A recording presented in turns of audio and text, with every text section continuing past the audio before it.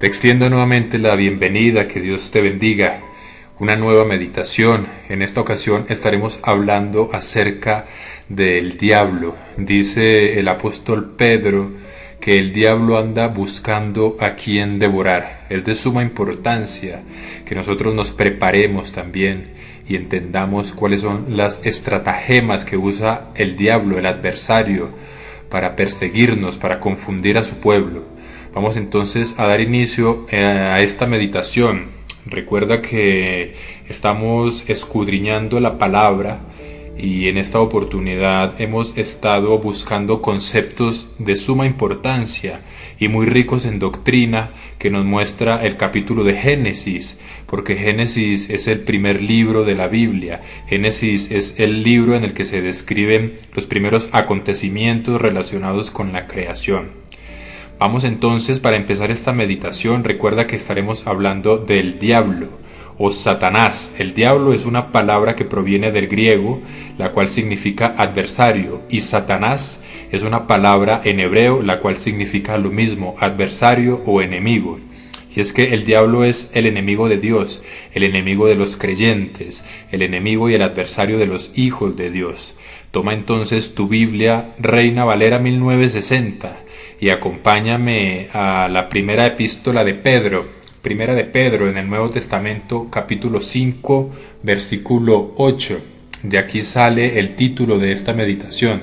Primera de Pedro 5:8 dice: Sed sobrios y velad, porque vuestro adversario el diablo, como león rugiente, anda alrededor buscando a quien devorar. Dice la Biblia que el diablo está permanentemente acechando, acecha y acecha constantemente a los hijos de Dios. Vamos entonces en esta meditación a estudiar algunos aspectos que corresponden a los ataques del enemigo en el cristianismo, y poco a poco estaremos entonces escudriñando algunos, como te digo, de las formas, de las estrategias o estratagemas, como diría el apóstol Pablo en la carta de los Efesios, que usa Satanás para querer vencer, confundir, matar y robar en la vida del creyente.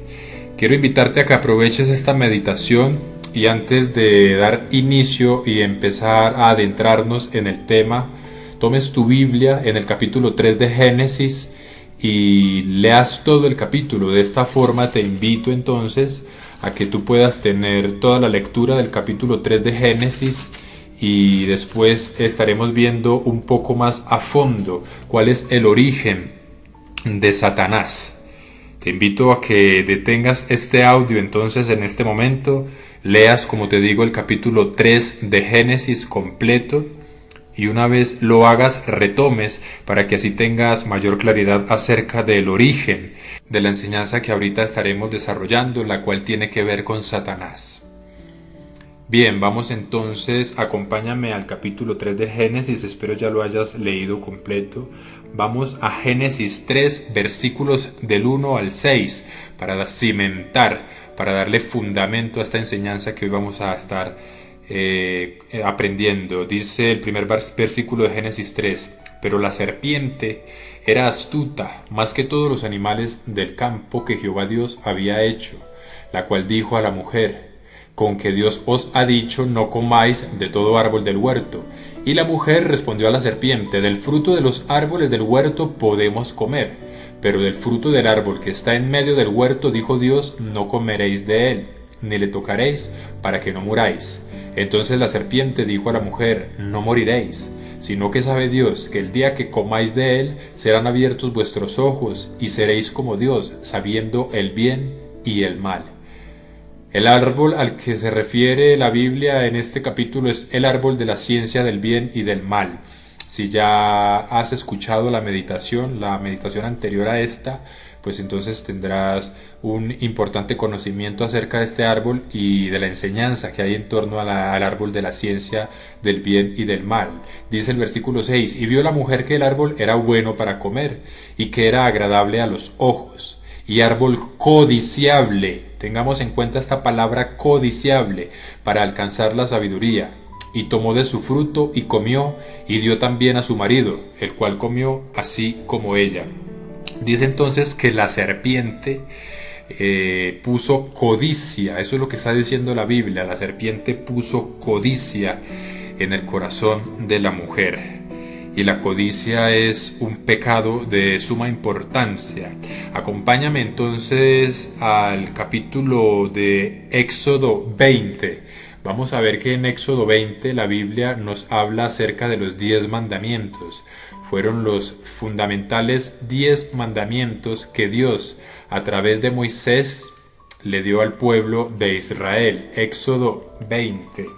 En Éxodo 20 vemos los 10 mandamientos. Vamos a ver en Éxodo 20 el versículo 17. Éxodo 20, 17 es el 10º mandamiento del decálogo, es decir, los 10 mandamientos fundamentales de Dios. No codiciarás. Ya empezó diciendo el 10º mandamiento. Dios le dice a su pueblo: no codiciarás.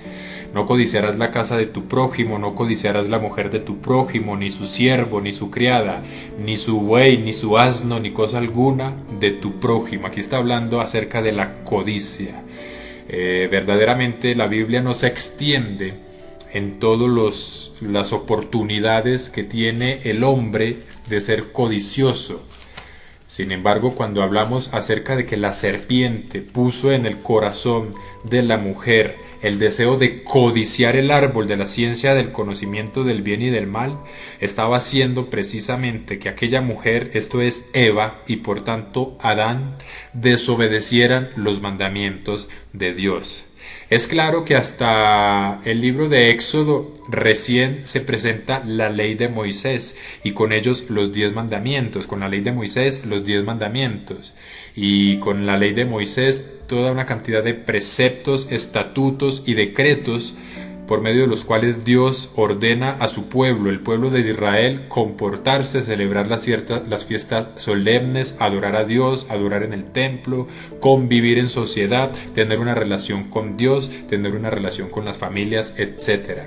Sin embargo, es muy evidente también al leer la Biblia con detenimiento que ya los primeros hombres desde Adán tenían conocimiento acerca de los mandamientos de Dios. Vemos por ejemplo que Abraham ofrecía a Dios holocaustos, ofrecía ofrendas, ofrecía diezmos.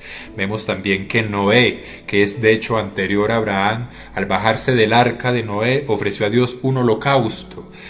Vemos también que el mismo Abel ofreció a Dios sacrificio.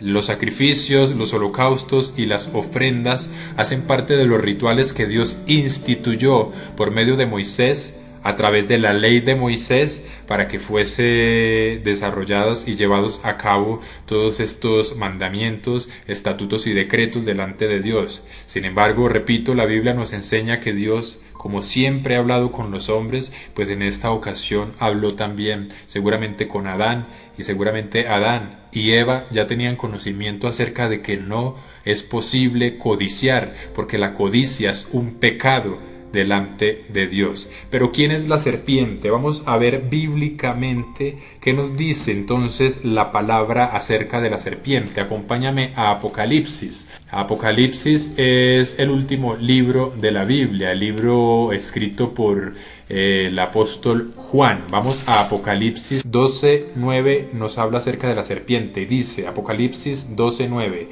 y fue lanzado fuera del gran dragón, la serpiente antigua. Aquí está hablando de la serpiente que acabamos de leer, que se llama Diablo y Satanás, el cual engaña al mundo entero. Fue arrojado a la tierra y sus ángeles fueron arrojados con él. Aquí entonces el apóstol Juan nos enseña que la serpiente que vemos en el Edén es precisamente Satanás o el diablo, lo cual es lo mismo, adversario o enemigo. Y dice que el trabajo de Satanás es engañar al mundo entero. Engaña al mundo entero, pero engaña especialmente a los creyentes. Quiero invitarte ahora a que vamos a contrastar algunos de los 10 mandamientos. Ya vimos el 10º mandamiento, el cual es no codiciarás.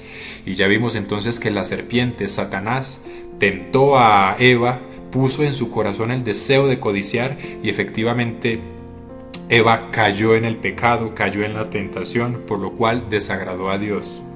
y por lo cual también Dios se enojó en gran manera y reprendió y castigó tanto a Adán como a su esposa. Esto lo puedes leer ya posteriormente en el libro de Génesis. Sin embargo, ahora vamos a seguir escudriñando, vamos a seguir aprendiendo de cuál es la manera y el objeto con el cual Satanás ataca a los creyentes. Acompáñame nuevamente al libro de Éxodo. Éxodo 20, donde acabamos de leer. Este libro lo estaremos citando un par de ocasiones más en esta enseñanza. Vamos al libro de Éxodo 20 nuevamente, del 3 al 6. Y vamos a leer donde dice: Dios le está hablando al pueblo sus mandamientos y dice: no tendrás dioses ajenos delante de mí. No te harás imagen ni ninguna semejanza de lo que está arriba en el cielo, ni abajo en la tierra, ni en las aguas debajo de la tierra. Al Señor no le gustan las imágenes, porque Dios es un Dios en espíritu y en verdad, y en espíritu y en verdad es necesario que le adoremos.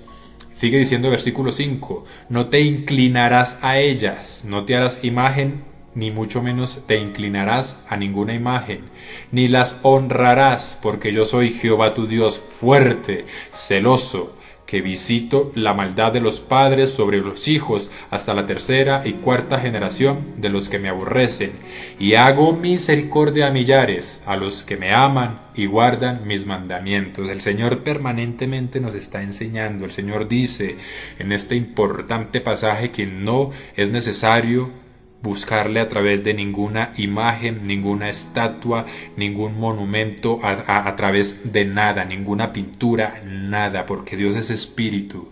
Y Él dice entonces que castiga la idolatría, pero que tiene misericordia con aquellos millares, con aquel pueblo, con aquellos cristianos, hombres y mujeres de corazón sincero, que entienden, que conocen y que aceptan el evangelio puro, la doctrina pura y verdadera de Dios, y por ende no están idolatrando ninguna imagen, ninguna pintura.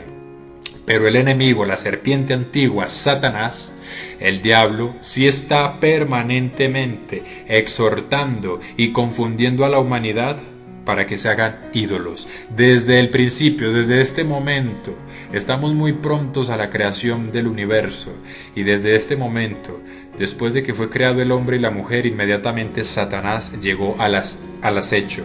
Pero Dios así lo ha permitido.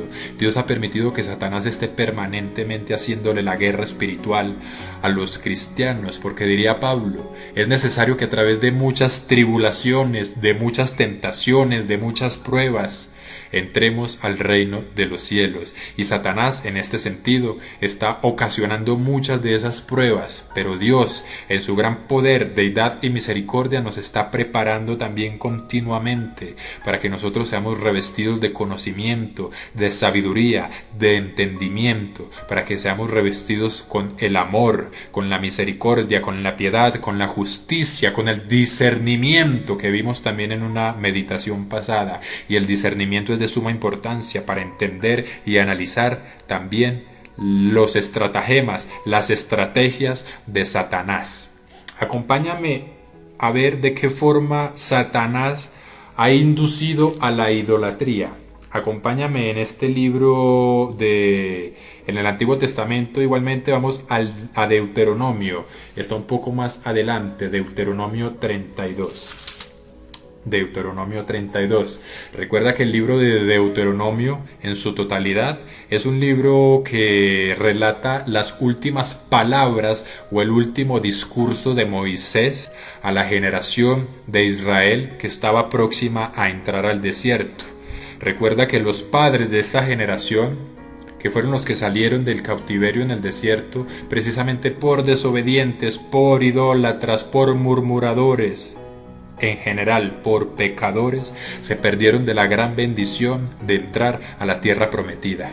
Esto fue en la antigüedad, pero el Señor nos enseña que nosotros hoy tenemos también una tierra prometida, y es esa tierra espiritual, es el reino de los cielos, es la vida eterna, por lo cual nosotros tenemos que ser llenos de conocimiento, de sabiduría, de entendimiento, de doctrina, porque la Biblia nos muestra ejemplos a seguir, pero también nos muestra ejemplos que no debemos seguir, y es el caso del pecado. No debemos seguir el pecado, nosotros debemos de seguir la justicia, la piedad, el amor, la misericordia, estas hermosas virtudes que nos enseña el Señor a través de toda la palabra. Acompáñame entonces a Deuteronomio 32, versículo 15, donde dice: pero engordó Jesurún. Esto es una manera de referirse a Jerusalén, al pueblo de Israel, Jerusalén.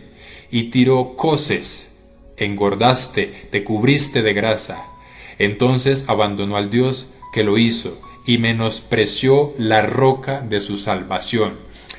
Realmente este es un discurso de Moisés. El título de este capítulo es el Cántico de Moisés. Es el Cántico de Moisés. Pero al igual que el rey David, Moisés también hacía cánticos proféticos. Y aquí está diciendo entonces que el pueblo de Jerusalén, muchos años después, más de 1000 años después, había menospreciado la roca de su salvación. Ya sabemos que la roca de su salvación, la roca de nuestra salvación, es nuestro Señor Jesucristo, el Mesías, el ungido de Dios, el sumo sacerdote y el rey del Jerusalén, de la Jerusalén espiritual, nuestro Salvador, nuestro Redentor.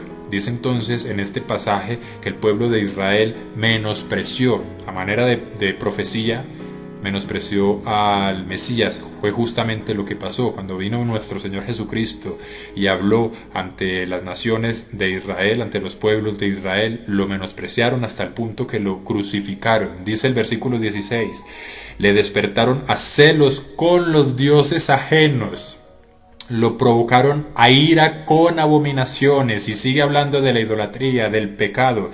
Sacrificaron a los demonios y no a Dios, a dioses que no habían conocido, a nuevos dioses venidos de cerca, que no habían temido vuestros padres. Aquí está hablando de dioses de madera, de dioses de cera, de dioses hechos por las manos de los hombres. Aquí está profetizando Moisés.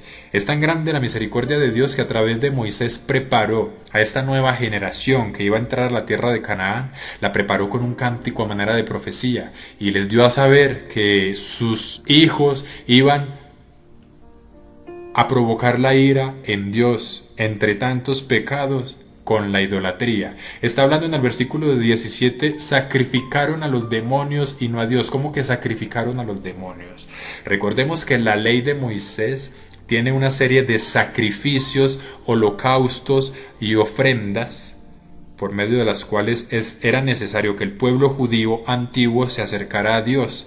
El derramamiento de sangre es el concepto al cual se le llama sacrificio. Sacrificio se traduce como derramamiento de sangre. Pero resulta que los pueblos cananeos, entre ellos los filisteos, tenían sus propios dioses. Canaá en general tenía un gran dios que se habían inventado la mente de los hombres, y los corazones entenebrecidos de los hombres inventaron un dios al que le llamaban Baal. Era el dios más importante de la tierra de Canaán. Del mismo modo los egipcios tenían dioses. Recuerda que cuando el pueblo de Israel había recién entrado al desierto, se hicieron un becerro de oro. Este becerro corresponde a un dios de los egipcios. Pero también Babilonia tenía sus propios dioses, y Babilonia de hecho proclamaba dioses a los reyes, a los emperadores los proclamaba dioses, es decir, a los hombres, misma costumbre que adoptaron los griegos y que adoptó el Imperio Romano posteriormente. Era necesario rendirle tributo y pleitesía y alabanza a los hombres porque se imponían ante los pueblos como Dios. Resulta entonces que Satanás, la serpiente, ha estado permanentemente detrás de este gran pecado, la idolatría. Cuando dicen muchas personas que la Virgen X o Y, que ni se sabe de dónde salieron las tales vírgenes, con todo respeto, pero sonríete porque Dios te ama y Dios no quiere que sigas la idolatría. Dice que es que las vírgenes les hacen milagros. Y es muy probable que hayan situaciones sobrenaturales al respecto de cualquier imagen. Lo que hay que entender con sabiduría y conocimiento es que no es ninguna virgen y que eso no viene de Dios. Es Satanás, la serpiente antigua, el diablo, quien está obrando silenciosamente detrás de los corazones sesgados de las personas que están siguiendo la idolatría. Nosotros también nos volvemos idólatras con el dinero, con los deportes, cuando la persona se obsesiona, con el trabajo, con una persona cercana, la idolatra y la lleva hasta el punto que cambia a Dios por esa persona o por esa costumbre. Todo esto constituye idolatría. Así que nosotros en este momento estamos aprendiendo a tener los ojos abiertos y a tener el corazón dispuesto y sobre todo el corazón sincero ante Dios para que el enemigo no nos confunda. Sigamos adelante. Ya vimos entonces que la serpiente ha puesto codicia, también ha inducido a la idolatría. Vamos a hablar acerca del adulterio. Acompáñame nuevamente a Éxodo. Estamos haciendo una meditación basada en la palabra del Dios viviente. Es importante que cuando hablemos de Dios, por supuesto, no perdamos de vista la Biblia, porque la Biblia es la palabra de Dios y la Biblia en todo momento nos está enseñando. Nuevamente, como te dije, esta es otra nueva cita en Éxodo 20:14. Éxodo 20:14, donde dice: no cometerás adulterio. Estamos viendo solo algunos de los mandamientos, pero fíjate entonces que Satanás se parte de los mandamientos dados por Dios para empezar a tentar y para empezar a enceguecer y para empezar a confundir a los hombres. Precisamente empieza por los mandamientos de Dios, porque sabe que cuando nosotros no llevamos a cabo el cumplimiento de los mandamientos de Dios, que no son solo estos 10, sino muchos otros que están en torno a las enseñanzas de nuestro Señor Jesucristo, entonces nuestro Señor, cuando no obedecemos, se aleja del creyente, se aleja de su pueblo. Pero nosotros, como somos personas, hijos de Dios, con sabiduría, con conocimiento, con entendimiento y con el corazón sincero, entonces estamos aprendiendo para no incitar a celos ni a ira a ese Dios que es Dios de amor, Dios de poder, pero dice la Biblia que también es un Dios de fuego consumidor. Acompáñame a ver entonces un ejemplo bíblico acerca del adulterio. Vamos a Segunda de Samuel. Si has leído la Biblia seguramente te acuerdas de esta escena. Segunda de Samuel 11 del 1 al 4. Este título es David y Betsabé. Con este título ya sabemos cuál es el mensaje. Versículo 1, Segunda de Samuel 11:1. Aconteció al año siguiente, en el tiempo que salen los reyes de la guerra, que David, el rey de Israel, envió a Joab y con él a sus siervos y a todo Israel, y destruyeron a los amonitas y sitiaron a Rabá. Pero David se quedó en Jerusalén. Y sucedió un día, al caer la tarde, que se levantó David de su lecho y se paseaba sobre el terrado de la casa real. Y vio desde el terrado a una mujer que se estaba bañando, la cual era muy hermosa. Envió David a preguntar por aquella mujer, y le dijeron: aquella es Betsabé, hija de Eliam, mujer de Urías Eteo. Y envió David mensajeros, y la tomó, y vino a él, y él durmió con ella. Luego ella se purificó de su inmundicia, y se volvió a su casa. Este es un vivo ejemplo de lo que es las acechanzas de Satanás para incitar no solo a la idolatría, no solo a la codicia, porque aquí también está codiciando. David aquí codició a la mujer de su prójimo. Primer pecado, David aquí cometió adulterio. Segundo pecado, David aquí tomó el nombre de Dios en vano. Cuarto pecado. Tú te preguntarás por qué tomó el nombre de Dios en vano. Pues imagínate, todas las naciones cercanas a Canaán, todas las naciones que conocían que el pueblo de Israel era un pueblo dirigido por el Dios viviente, por el Señor de los ejércitos, sabían que David era un hombre de Dios. Dice la Biblia que era el hombre con el corazón más cercano a Dios que había en el antiguo pueblo de Israel. Y David, siendo ese hombre de Dios y teniendo al Dios todopoderoso, creador de los cielos y de la tierra, y expuso a vituperio a nuestro Dios, lo expuso a blasfemas, lo expuso a críticas por parte de los pueblos que no conocían a ese Dios.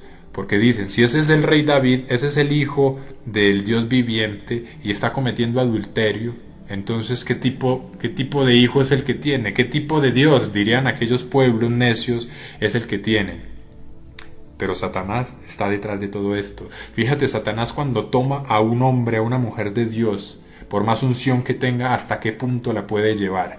Adulterio, fornicación, hacer que se tome el nombre de Dios en vano, codicia, etcétera, etcétera. Pero la Biblia también nos dice algo muy importante, y es que David pasó por necedad. David se quedó neceando en su casa, se quedó sin hacer nada. Dice que se levantó cuando cayó la tarde, se quedó durmiendo toda la mañana y todo el resto de la tarde. Se levantó ya quizás al caer la noche, tarde del día, 4 o 5 de la tarde se levantó David.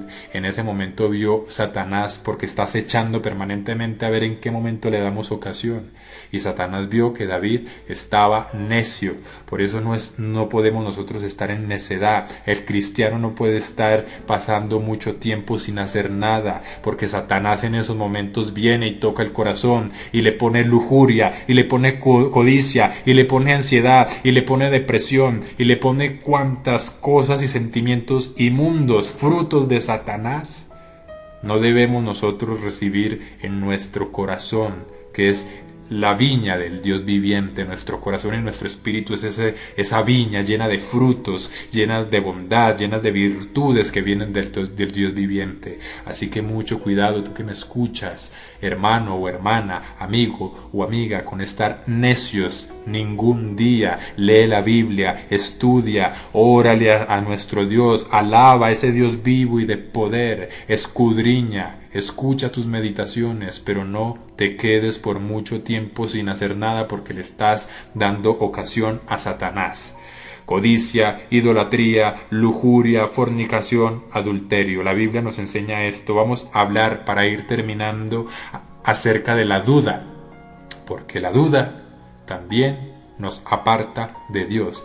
Y la duda, es decir, la falta de fe, la incredulidad, la duda, también viene de Satanás. Vamos a ver un ejemplo bíblico muy importante. Vamos a Mateo. Mateo capítulo 3. Vamos entonces, acompáñame al Evangelio de Mateo, Nuevo Testamento. Es el primer Evangelio, Mateo capítulo 3. El Dios Todopoderoso está guiando esta enseñanza, esta meditación. Gloria a Dios. Cada vez que voy a buscar un libro, el Señor me ayuda y me deja lo más cerca posible, si no es que me pone exactamente en la página que voy a buscar. Gloria a ese Dios vivo y de poder, cuyo Espíritu Santo nos gobierna y nos dirige en nuestra vida. Mateo 3, del 13 al 15. Dice la Biblia en Mateo 3. Mateo 3:13, entonces Jesús vino de Galilea a Juan, al Jordán, para ser bautizado por él. Es decir, Jesús vino para ser bautizado por Juan el Bautista. Mas Juan el Bautista se le oponía diciendo: yo necesito ser bautizado por ti, y tú vienes a mí. Pero Jesús le respondió: deja ahora, porque así conviene que cumplamos toda justicia. Entonces le dejó. Aquí nos dice en estos pocos versículos que Juan el Bautista era la voz del que clama en el desierto, era aquel hombre de suma importancia que estaba abriendo el camino al Mesías. Y fue el mismo que bautizó a nuestro Señor Jesucristo en el río Jordán. Y le dijo, lo reconoció y le dijo: pero si tú eres el Mesías, ¿cómo quieres que yo te bautice? ¿Por qué no me bautizas tú a mí si tú eres mi Mesías, mi Señor? El Señor entonces le dijo: bautízame, porque así está escrito en las profecías del Antiguo Testamento y así es necesario que se cumpla. Entonces Juan el Bautista accedió a bautizarlo. Pero vamos a ver entonces que Juan el Bautista también fue objeto de Satanás, de la serpiente que vemos en el Edén. Acompáñame a Lucas 7, un poco más adelante. Evangelio de Lucas 7, 18-20. Leamos para darle la gloria al Dios viviente y a nuestro Señor Jesucristo. Lucas 18-20. Los discípulos de Juan el Bautista le dieron las nuevas de todas estas cosas, y llamó Juan a 2 de sus discípulos y los envió a Jesús para preguntarle: ¿eres tú el que había de venir o esperamos a otro? Cuando pues los hombres vinieron a él, dijeron: Juan el Bautista nos ha enviado a ti para preguntarte, ¿eres tú el que había de venir o esperamos a otro? Dice la Biblia que Juan el Bautista en este momento estaba encarcelado, injustamente estaba en prisión. Y en medio de aquellas prisiones llegó Satanás a ponerle duda en el corazón. Después de que Juan el Bautista había sido el hombre que bautizó en aguas a nuestro Señor Jesucristo, después permitió que entrara la duda en su corazón y mandó a sus discípulos a preguntarle a nuestro Señor Jesucristo, pregúntale si es Él el Mesías o esperamos a otro. Eso es incredulidad. Así que fíjate, otro aspecto, otra de las estratagemas que usa Satanás. Esta palabra, estratagemas, está en la carta de los Efesios y describe las estrategias que usa Satanás para confundir a los creyentes. En esta ocasión puso incredulidad, puso duda, nada más y nada menos que en Juan el Bautista. Pero si vamos a ver a Pedro también, ya no nos da el tiempo, pero cuando leas las historias de Pedro, el apóstol Pedro, también verás que Pedro estuvo permanentemente tentado por Satanás, hasta el punto que nuestro Señor Jesucristo en una ocasión le dijo, apártate de mí, Satanás, porque tú estás poniendo los ojos en lo terrenal en lugar de poner los ojos en el reino de los cielos. Si has leído esta escena o este pasaje te acordarás de qué trata.